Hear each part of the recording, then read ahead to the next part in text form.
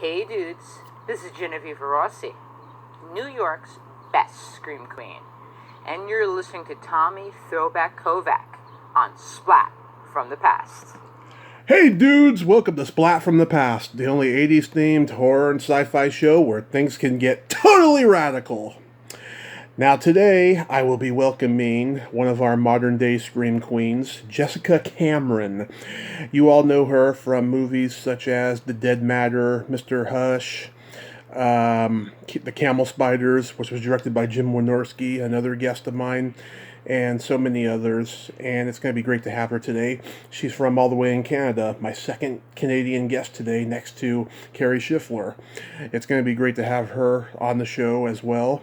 And we're going to talk about horror a lot too, and what our favorite horror movies are, and the philosophy of today's horror. And it's going to be fucking awesome.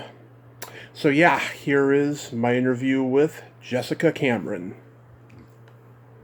Hey, Jessica. Hi, Tommy. How are you doing today? I am great. How are you today? I'm very well, thank you. Well, this is a great honor. Thank you for taking the time today. Oh, my absolute pleasure.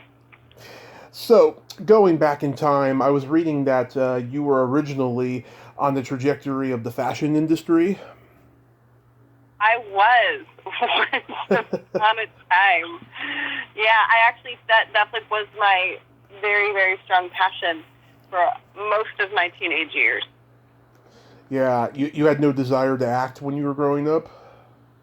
You know what? I did very briefly as a child, but I'm a very analytical person today, and I have always been this way. So as a child, I really thought it would be super fun, and I was definitely interested. But keep in mind, I grew up in small town Canada, so like 21,000 people, small town.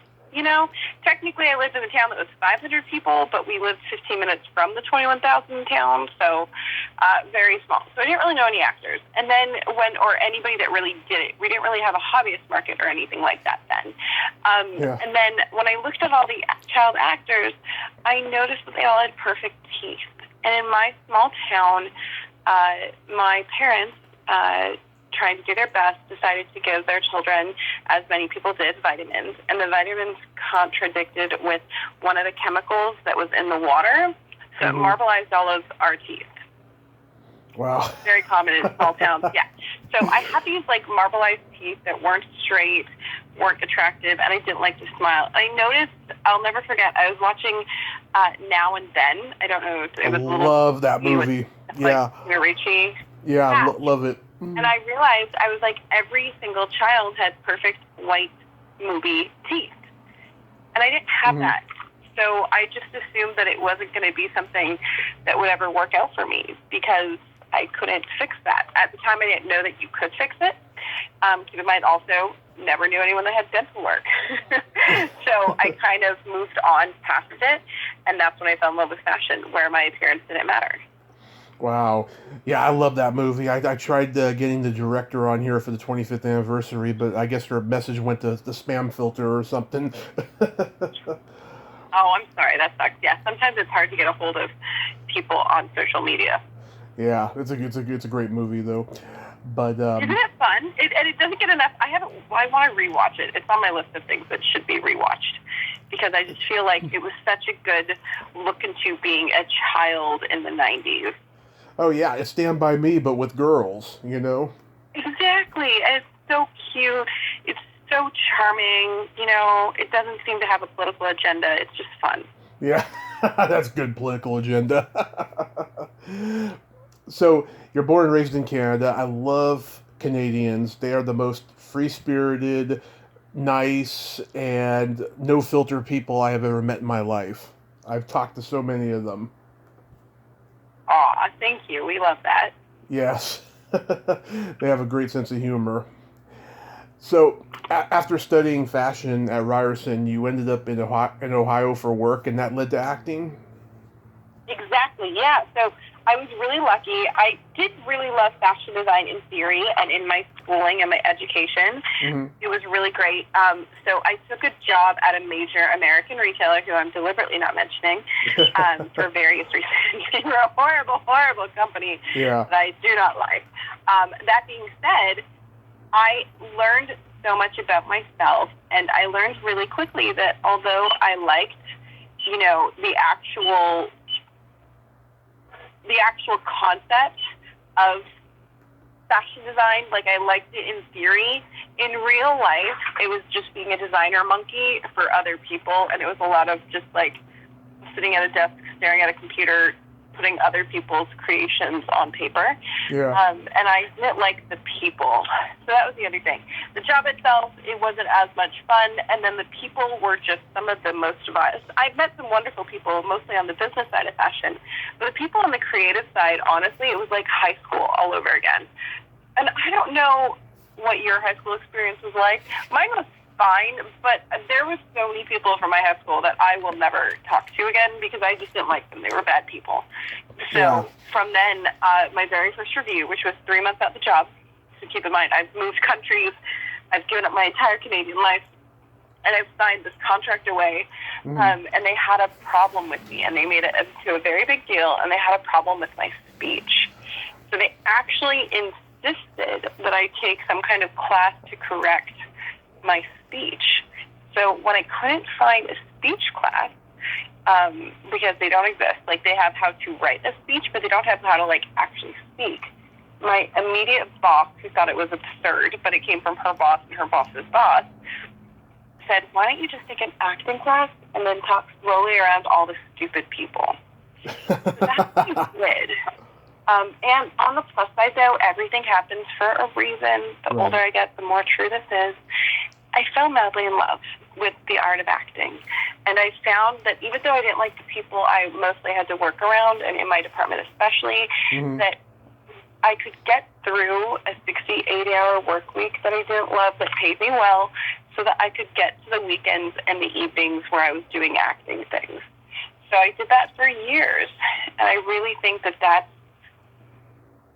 helpful because it's such a hard industry and it's so difficult to like maintain relevancy and stay positive. But knowing how hard, like I worked for 5 years, more than full-time hours, considerably more than full-time hours in fashion design while doing everything I could to be an actor. And I think that kind of dedication, and when you know that you love something that much, it makes the hard days so much easier because you remember what it was like when it was even worse. Yeah, wow. That's amazing. Now, a lot of actors fall into genres beyond their control. Is that how horror came to you? So horror has always been my favorite genre to watch, even as a child, which growing up in small-town Canada was interesting, right? Because that wasn't common. Trying to find people who would watch horror movies, like all my friends would watch them, but only late at night, like at the slumber party, right? It wasn't their favorite genre by far. So I always loved it. But when I first started acting, I just wanted to act. When I just wanted to do the art. So I didn't focus on any genre. I was just like, if the character in the project sounds interesting. Now, at the time, I was living in Ohio. And Ohio is what I refer to now as a hobbyist market. And what I mean by that is it's filled with some brilliant, talented, incredible filmmakers who do indie film as a hobby, a lot of which they'll do there's a lot of corporation stuff, like corporate stuff, training videos and commercials and stuff. Right. So I've worked with some wonderful people who make a really good living as a director of commercials or industrials or DP. And then on the weekends and evenings, they're passionate about telling that indie story. It's just being an indie filmmaker doesn't pay as well, so they don't do a full-time kind of thing. So luckily for me, there was so many great projects happening on the evening and weekends, and I was really able to work with some incredible people, get a website up and running, finalize a reel, get a resume, get my first agents, etc. Wow. And it worked really, really well. Wow. Yeah, I heard Ohio has a pretty good theater scene, especially in Youngstown. Oh, see, at Youngstown, I've hardly spent any time in, ironically enough. I went to an audition there once. Yeah. They escorted me to my car because they said it was so unsafe, even though it was daytime, they had to. Yeah, so you've done something in such a short amount of time that so many horror actresses of your generation have, and that is you all work so much throughout the year after year, like so many of the horror pioneers did, like Vincent Price and Boris Karloff and Christopher Lee, etc. And do you think that being a young, talented, fresh-faced woman has something to do with that?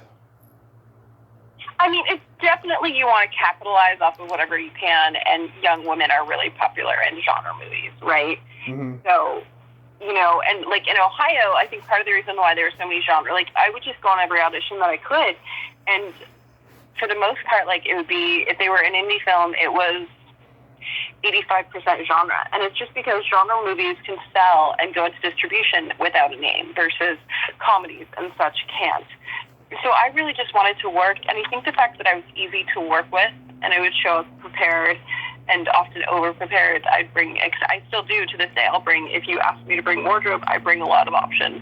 Even if I don't bring wardrobe, I still bring wardrobe because I've given my sizes to very talented wardrobe people, and there's been miscommunications or things got dropped.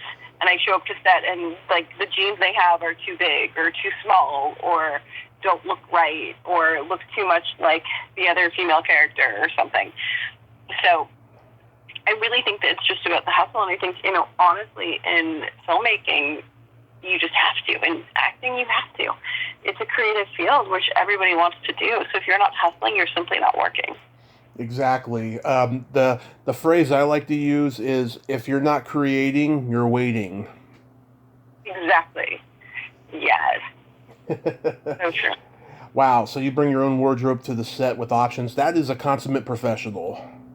Well, thank you. Yeah. Oh, always. And I always bring my own makeup and hair, even though they usually have hair and makeup people. But you never know. It's like, do they have enough? If they have 5 or 6 principals, a regular-faced woman in principal hair and makeup will easily take an hour. That's nothing fancy. That's just on-camera hair and makeup, right? Mm-hmm. So if you have 5 leads and all of them are in a scene for 10 a.m., right, you really need, honestly, 5 makeup artists if the call is, 2 hours before shooting.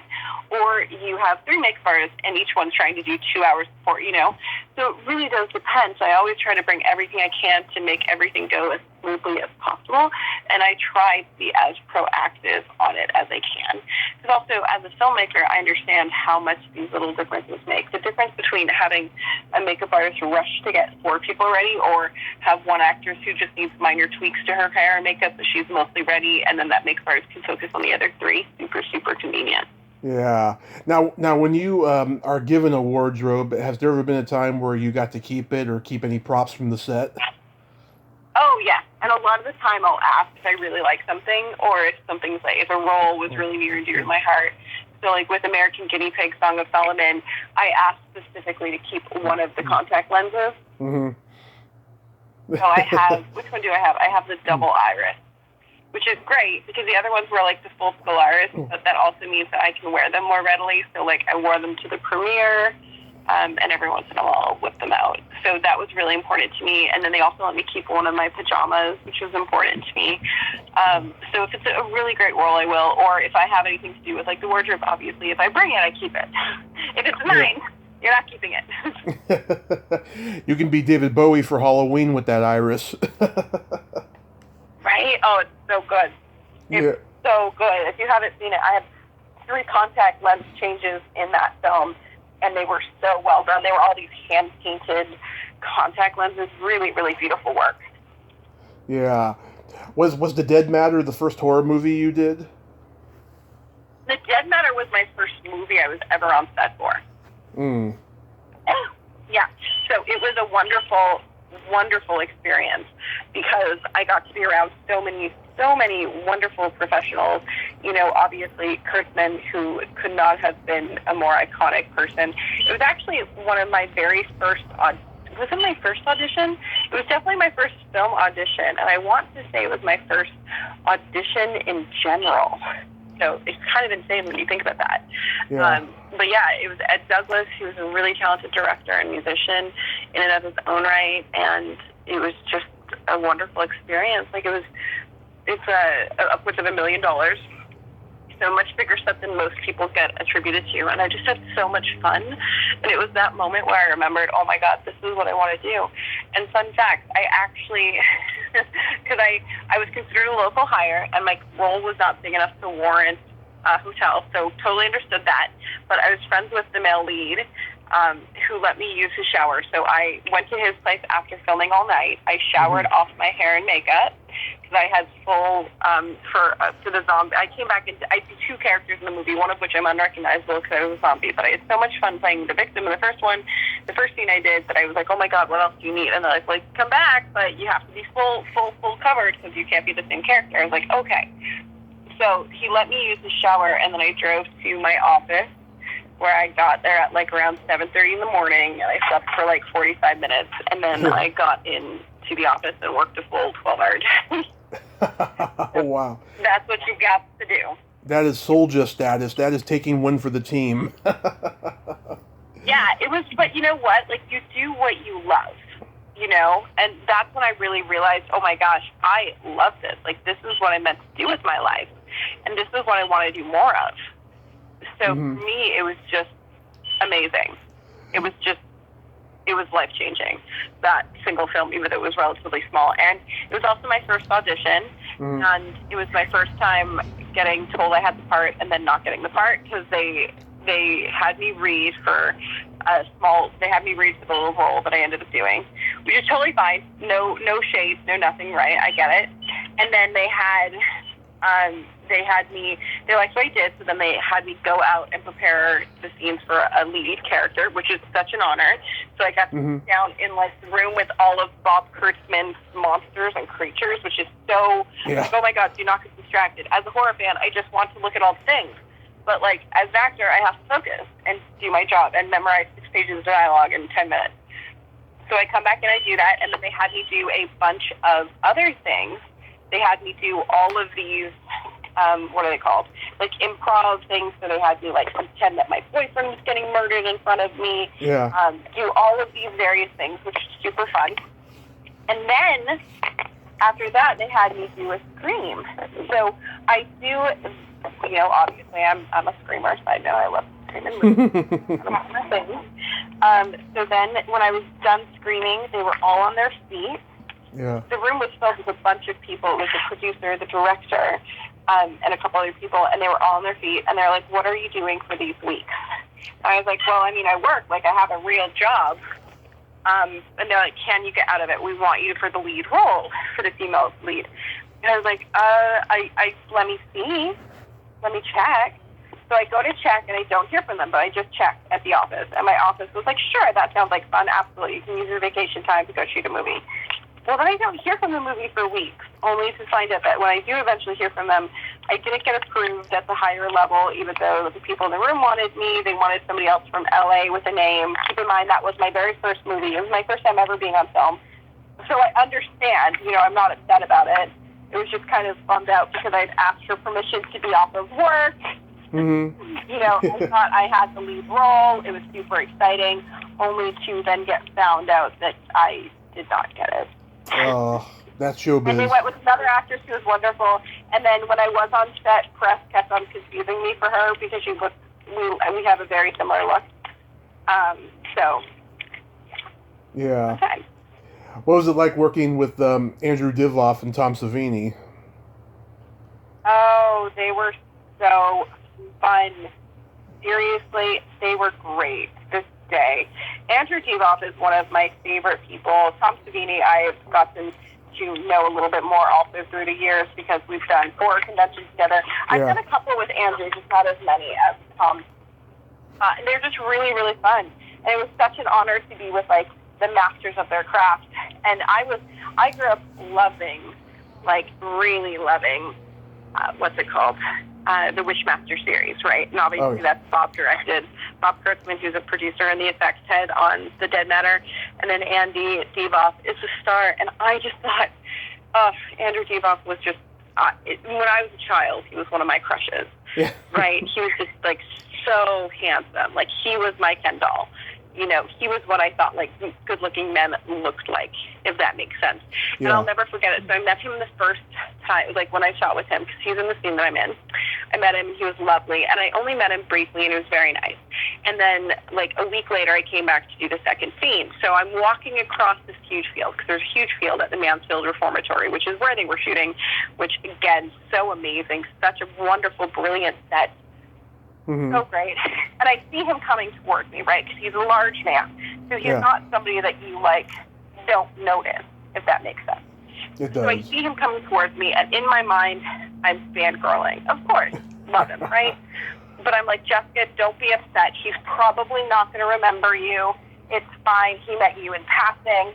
It's a huge set, like, massive set, right? Like, there's, I don't know, 100 people, maybe more.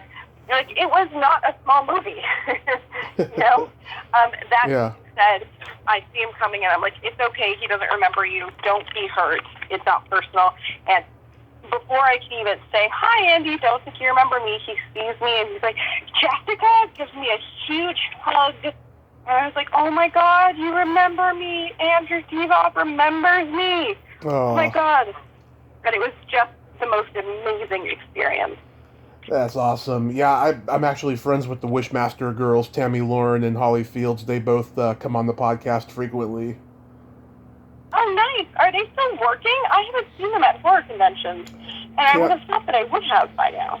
Tammy, she got out of the business. I think she started her own business with her husband, if I'm not mistaken. She's talked about it before. And Holly, she auditions a lot, and she gets something every now and then. But for the most part, she's, you know, when during COVID, of course, you know, she's not really doing anything except talking to me. She's done 2 podcasts with me since COVID started, so, you know, we got a good friendship there. Well, a good way to pass the time, for sure. Much safer, also. It is. And then you worked with the hilariously eccentric Jim Wynorski on Camel Spiders. Oh my gosh, I did. Jim is such a trip, and I say that in the best possible way. Yes. He's definitely not for everyone. All the rumors you've heard about him are true. Yep, they are. Right, and I mean that for, like, good and bad. Good, bad, and ugly. If you've heard it, it's accurate with Jim Wynorski. But I really here's the thing, I deal really, really well with honesty, and I'm not a very delicate, sensitive person. Mm-hmm. So I feel like that's why Jim and I worked well together, because he's very short. And by what I mean like that, he's the kind of guy that when you're acting and you do something he doesn't like, he'll literally look at you and go, I hated it, do it again. Yeah. And that doesn't bother me. I'd rather you be short and direct than waste my time. Like, you don't have to, I know some people ascribe to that, like, I forget what they call it, but professional sandwich, I want to say is the name for it. Either way, that stupid thing that people do where they want to say, like, you didn't do a job well enough, so they're like, okay, I'm going to be like, you do this really well, but this is what you sucked at, and then you do this really well. It's like, you don't have to remind me of the things I do really well. I'm very well aware of what I do well. I need to be reminded of the things I'm not doing well. You know, so that is where I am lacking. And he is really good about that, although he can be a little bit offensive. But again, you know, nobody's perfect. Oh, yeah. I really enjoyed working with him just because I felt that he was so refreshing. So I literally look at you and be like, I hated it, do it again, and don't suck. And you're like, okay then. Yeah. Cool. I'm going to do it again. Not going to suck because, yeah, that wasn't good. Got it. Okay, cool. Yeah, we like to compare Jim to Russ Meyer because he likes big tits, you know. If you if you see him on Facebook, you know, he's always doing those, you know, those touched up pictures of women with bigger tits than they already have. Oh my gosh. So like that's one of the many funny things. Like, true story. I wasn't hired by Jim. I hadn't spoke to Jim I show up on set. This is not completely uncommon, for better or worse. And I'm not saying this is judgment. I'm just saying this is how this works. Mm-hmm. Right?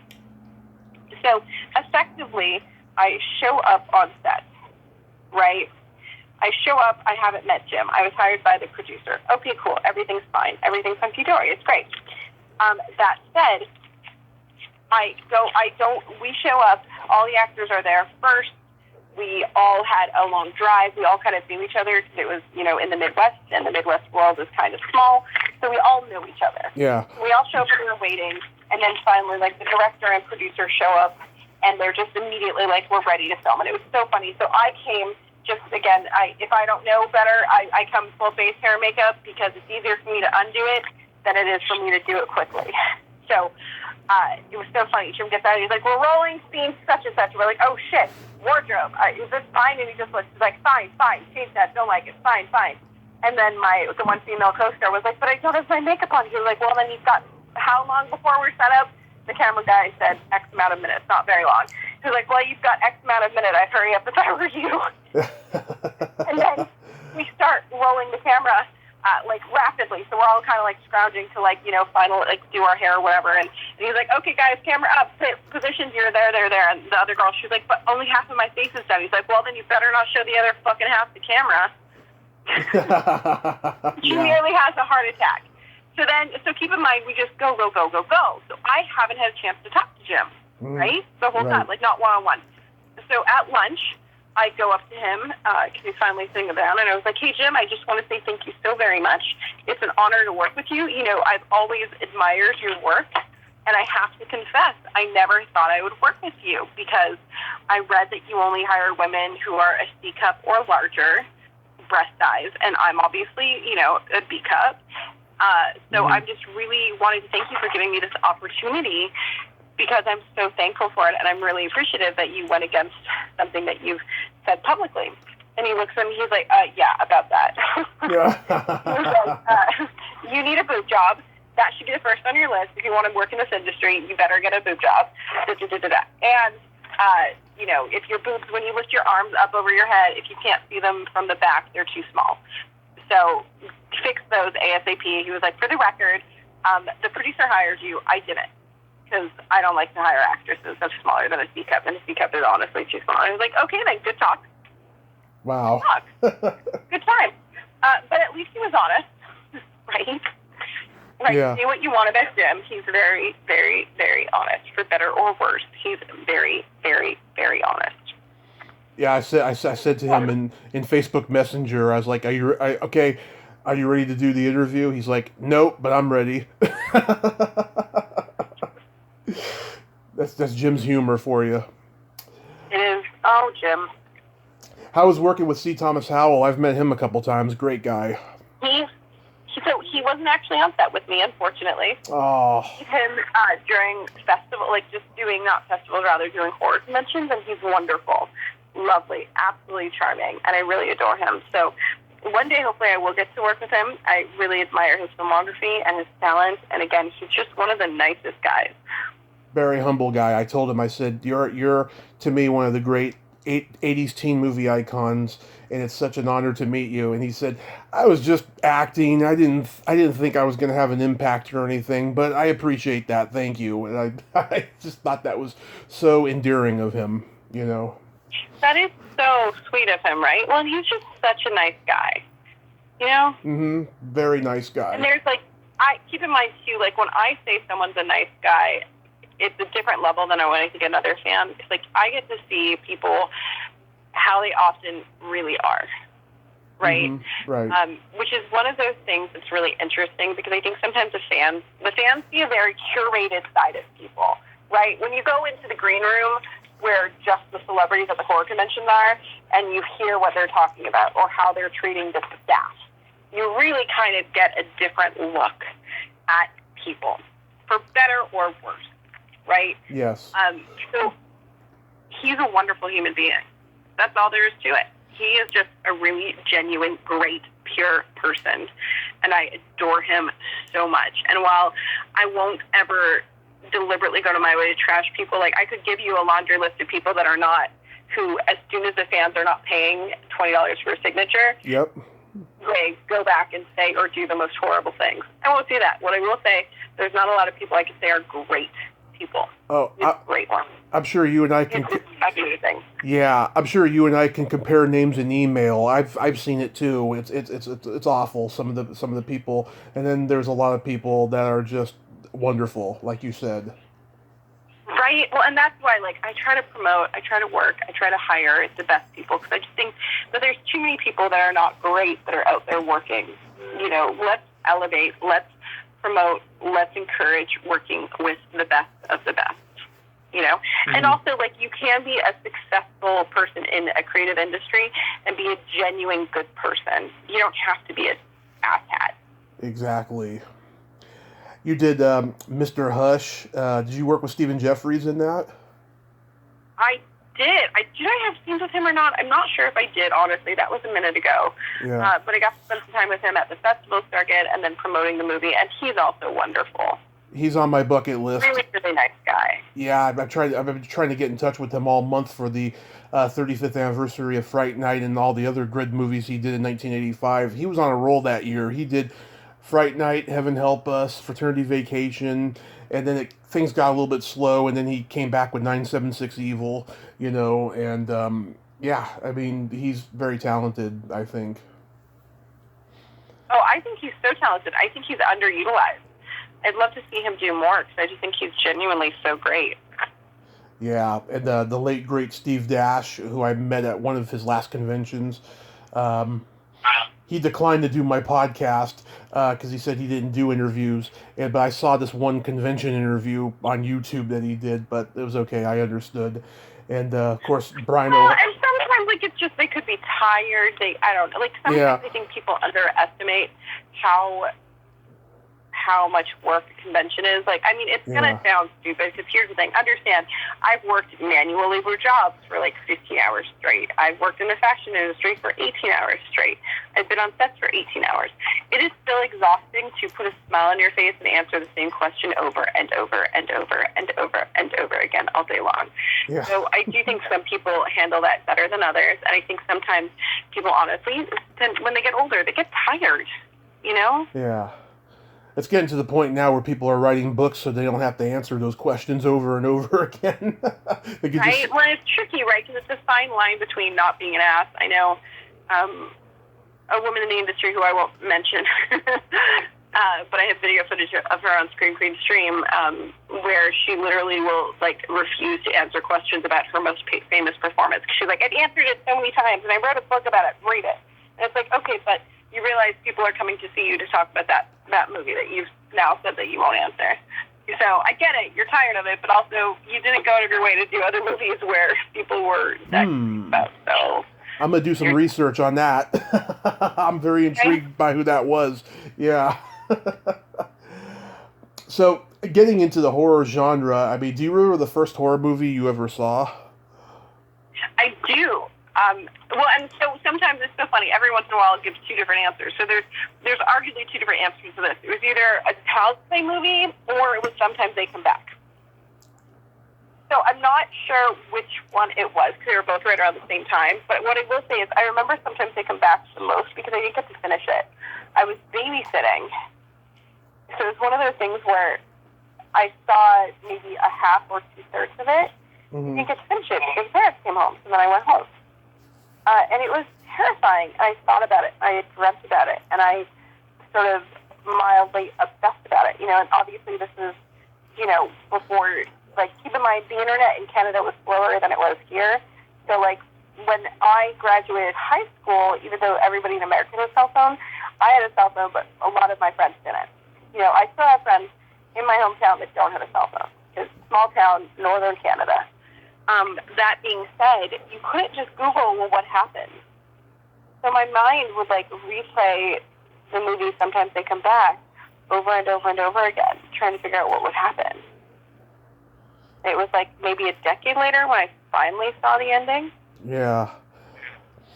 Mine was The Shining when I was only a year old. I can remember scary things that happened to me going back to when I was a year old. I can't remember the day I was born. I'm not like Mary Lou Henner, who can remember every waking moment since the day she was born. But I remember The Shining when I was a year old. I was so terrified. I didn't see it again until I was 7, and then I loved it, and I wasn't scared no more. Isn't that kind of funny? That is funny, and what a great movie to get your entrance into genre with.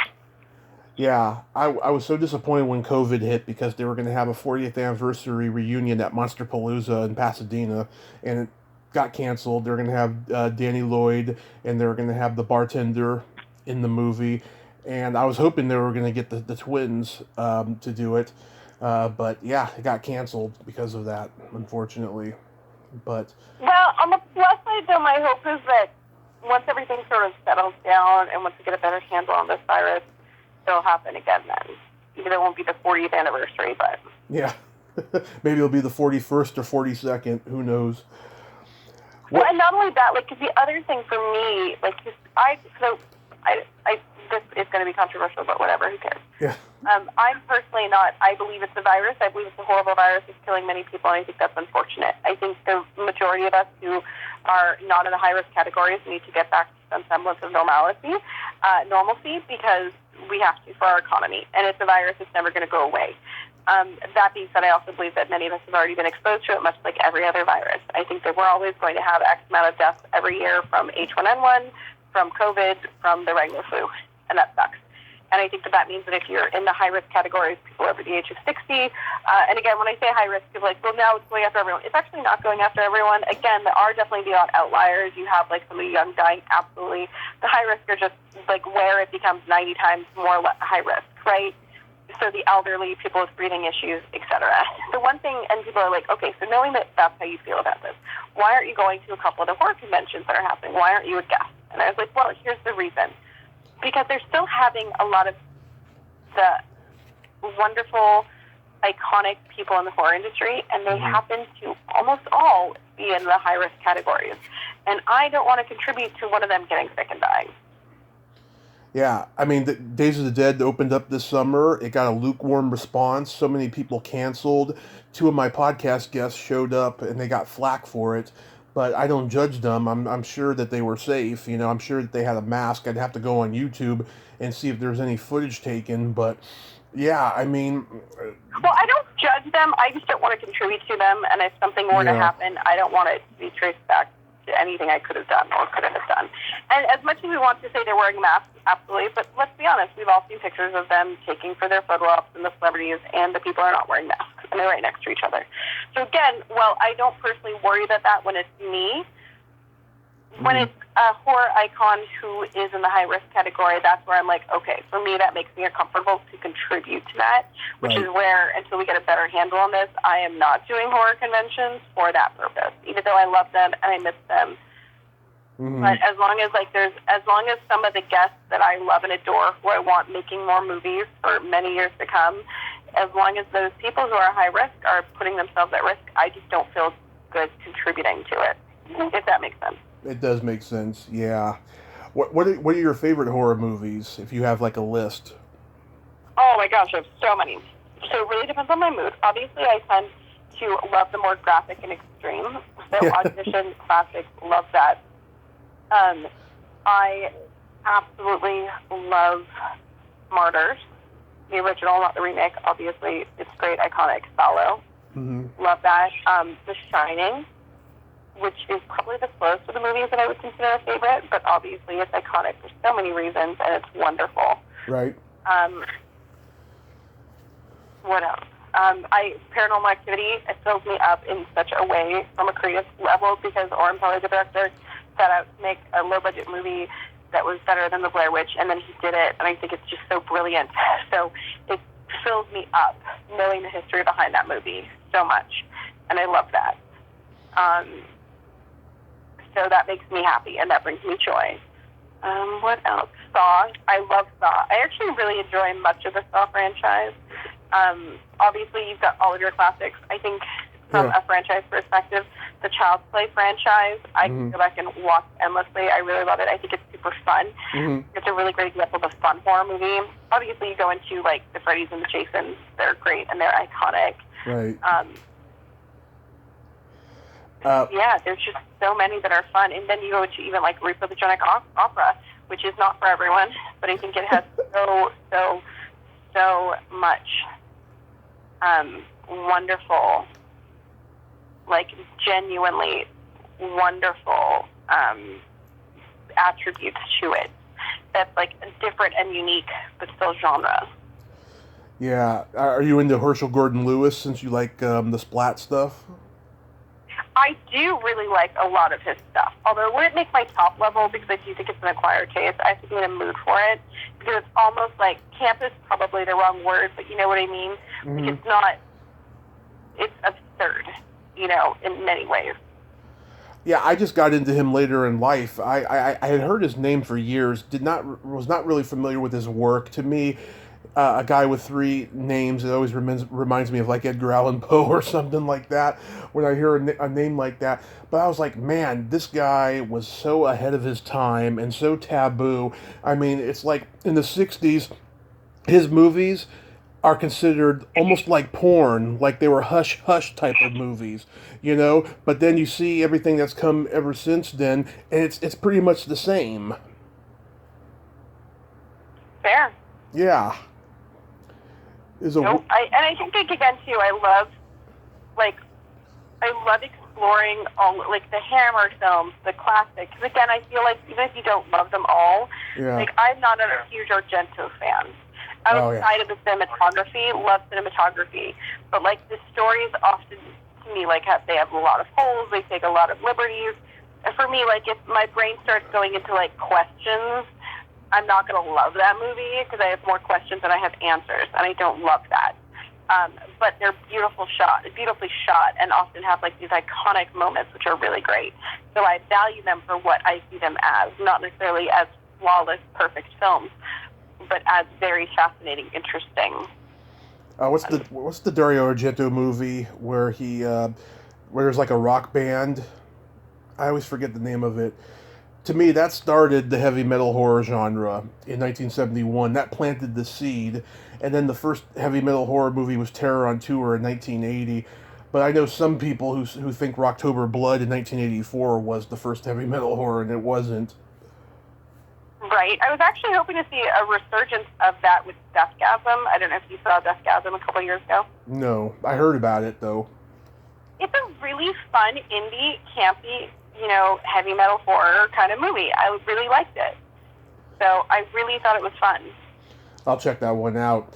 Yeah, my personal favorites, I love The Shining, of course, Friday the 13th, the original, Dawn of the Dead, the original, Nightmare on Elm Street 3, Dream Warriors, The Howling, this really great Charlie Band movie that's very underrated. I recommend it, called The Alchemist. I think that might be on YouTube. It's not available on DVD or Blu-ray. I think it's one of those movies he's not very proud of. Reanimator. Have you ever seen this vampire movie, Vamp? I haven't, but I should check that out. I once knew a cat named Vamp, and she was a very cool cat. Yeah. Oh, well, Grace Jones plays Vamp in this movie, and it's great. It's a great vampire movie. It's where Quentin Tarantino got the idea for From Dusk Till Dawn. Oh. Because it takes place in a strip club. Yeah, a strip club in L.A. Have you ever had Possibly go wrong. Have you ever had any crushes on anybody in the horror genre? I mean, not since I was a kid. I haven't had a crush since I was a child, but obviously Andrew Divoff, hardcore when I was like 13, 14, 15. He is still a very dreamy man. Yeah. Like, let's be real. He's very handsome. And then also, when I was younger, Edward Furlong. Yeah. Right, I think is very common. And now I see my horror conventions. I was like, you do not look like what I thought you'd look like right now.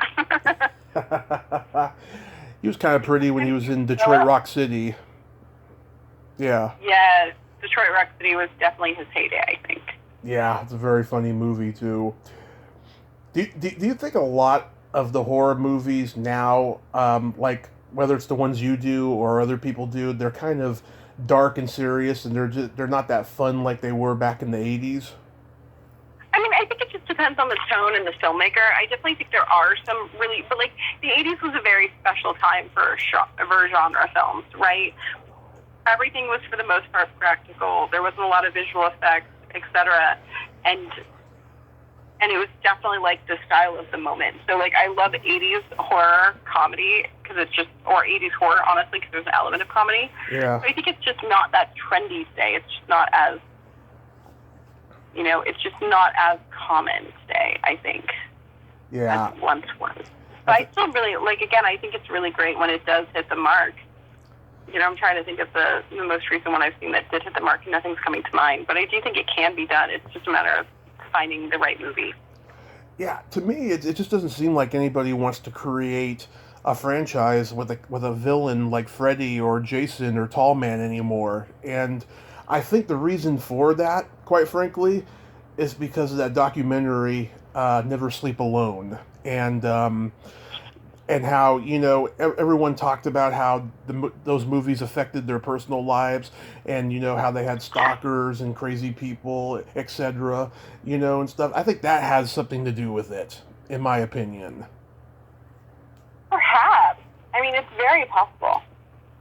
But it's also possible that, like, I think it's just I think sometimes you can't tell what's going to hit in the market and what's not.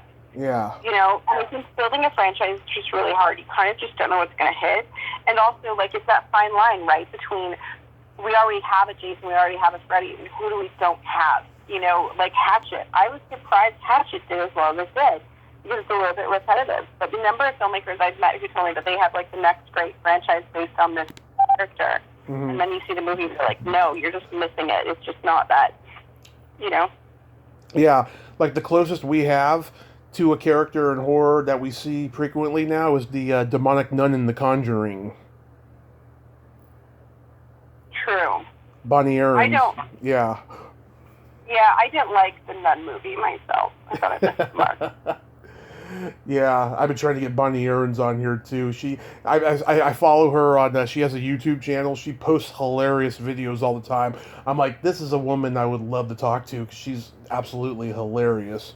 You know, so fingers crossed in the future for that. By the way, you have to send me a link to her YouTube. I didn't notice that. I love following fellow genre creators on YouTube. Yeah, she has a channel. I suggest you check it out. It's pretty damn funny. And you know what it's called? I think it's just called Bonnie Aarons. Okay. If I'm not mistaken. Oh, and my crush in horror growing up was Linnea Quigley, and I've interviewed her a couple times, and she interviewed me for her documentary a couple years ago, which I hope will be out next year. I've been just excited waiting for it. She's a real sweetheart of a lady, isn't she? Yes, she is.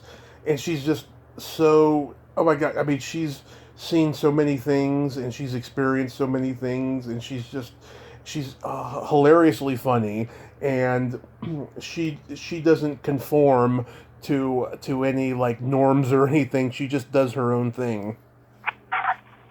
True. She does. And I like the fact that she's still working all these years later.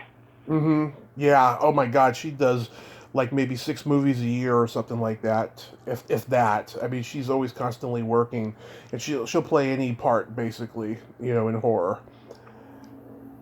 But love that. I really want to cast her too, because I also like how she's still attractive, but she's not overly done with, like, cosmetic procedures. Yeah.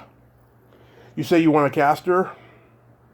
I'd love to cast her sometime if I have the right role for her, because I think she can be really, really talented. I think she's really great when given the opportunity.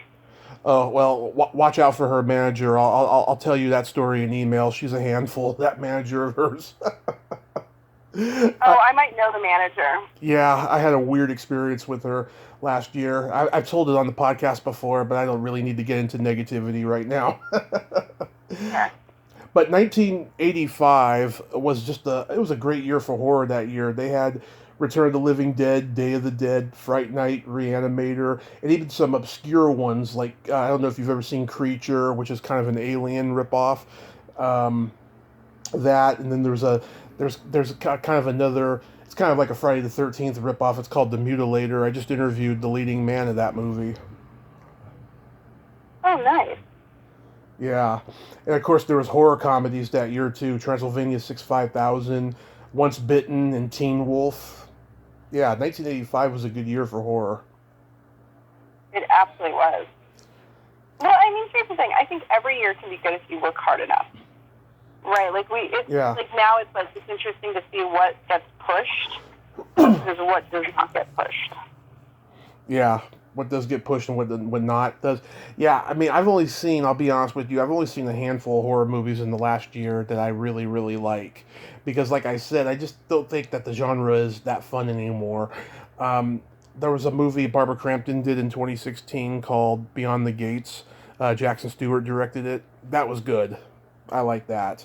Yes, I haven't seen it, but I love Barbara, and I was really impressed when I spoke with Jackson at a horror event.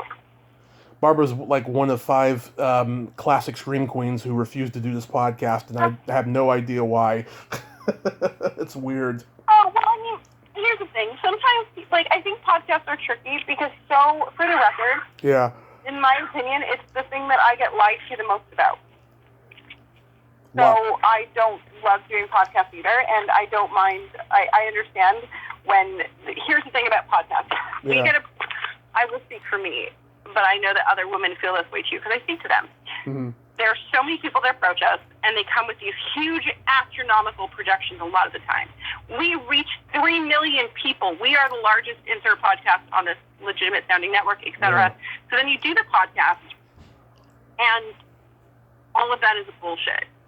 Right? If you have 3 million listeners, mm-hmm. one other person's going to mention it on my Facebook page. Somebody's going to tweet me. Somebody's going to do something. We can tell when the numbers are not real. And I think that for me, also, don't lie to me. Yeah. I don't care. I'll do your podcast if I like you. But don't build it up. Because also, too, I don't like to deal with bullshit. I deal with so much bullshit as an actor where I have to, smile and nod for a director who's full of shit or a producer who's full of shit, etc. Right. This is just very common. I don't want to have to do this for something that's not paying me.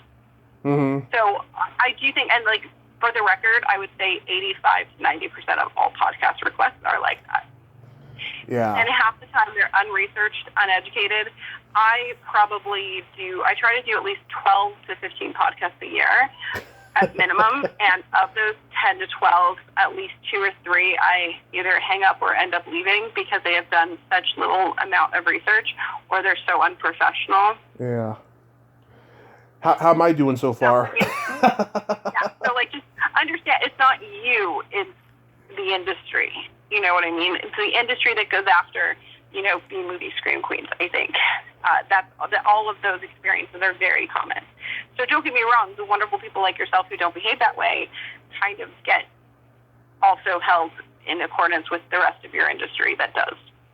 Yeah, I mean, I can be politically incorrect on this podcast a lot of the time, and stuff. It just all depends on the energy of the guest that I talk to that allows me to do so, But the whole time, though, I'm very respectful, as you can tell now and stuff. I mean, I hope this has been a good experience for you so far. 110%. And here's the thing, like I said, and it's unfortunate, right? Because there's wonderful people inside the podcast world. It's just, I do understand where it's okay, but when it's not paying them money and they don't make money and then they don't see any afterviews, and then a lot of people are very time-consuming and they exaggerate or lie.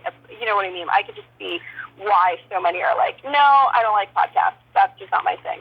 Yeah, or sometimes the person you're seeking out is lying to you, too. That can happen as well. 110%. It's just tricky. We're all, at the end of the day, we're all just in this world of indie film trying to do the best that we can. And given with COVID now, that adds extra barriers, right? Extra communication issues, extra troubles with connecting, extra, insert issues here. All of which are fair and valid, but none of which make life easier. Mm-hmm. That makes sense. It does. So do you have any upcoming films you can talk about, or anything that got shelved because of COVID? Well, I've got several things that are shelved temporarily, hopefully. Who knows what they aren't. So we aren't going to talk about them because if they become real again, then we'll talk about them. And also, let's be clear, I get it. As a filmmaker, it sucks and everything's been changed. But let me tell you about Shelter, which is a new movie that we just shot recently. Okay. I'm super excited about. So that film was directed by Alex P. Fong, starring Thomas Haley, and Michael Keeley, and it was just a really fun, independent experience. I had a really genuinely great time working on it with that team of people. It's produced by Katie Huang, Alex's wife, and getting to see a wonderful new woman in the producing chair is great.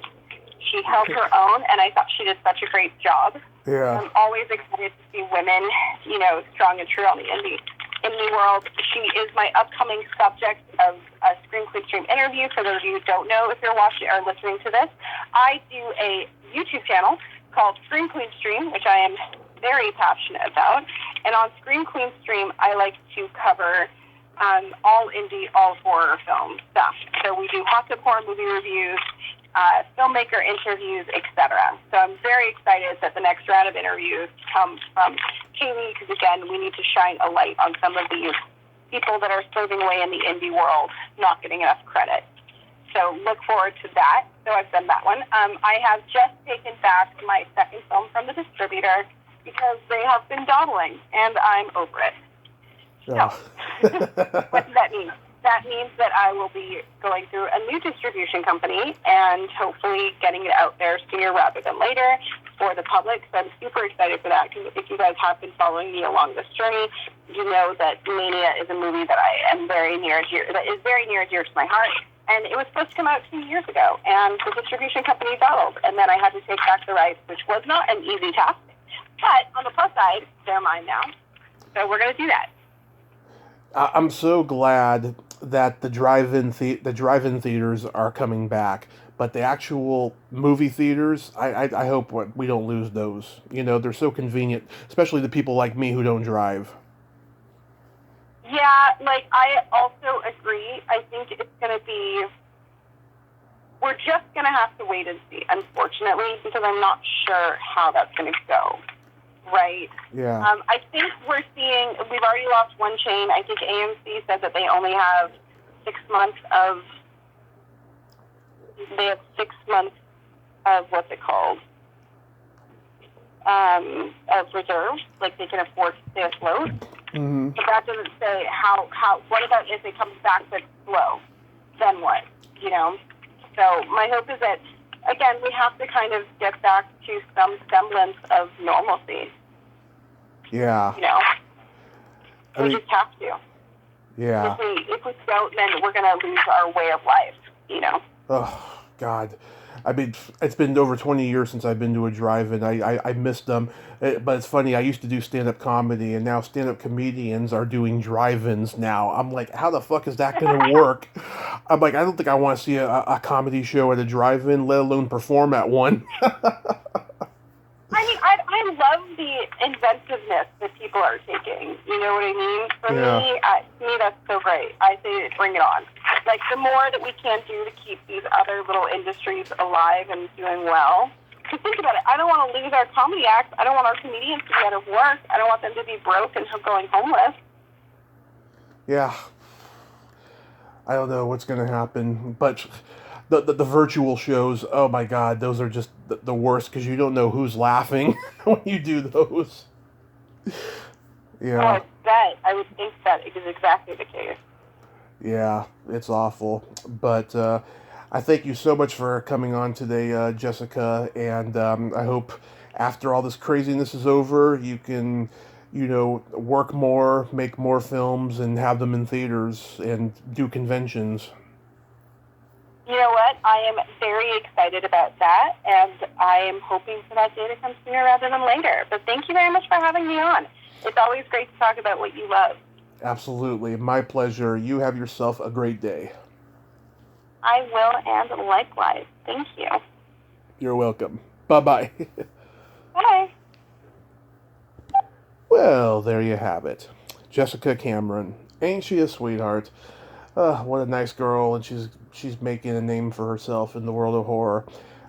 I mean, she's just like, Genevieve Rossi and Victoria DeMar and Sadie Katz, all the modern day horror stars, just making one movie after another. It's pretty phenomenal. Pretty phenomenal. If you like this video, everyone, please subscribe to my YouTube channel. Add me as a friend on Facebook. Join my Tommy Kovac comedian page on Facebook. Follow me on Twitter and Instagram and all that fun stuff. Well, that's all the time we have this week on Splat from the Past. Till next time, this is Tommy Throwback Kovac saying there's no shame in living in the past because the present sucks. Later, dudes.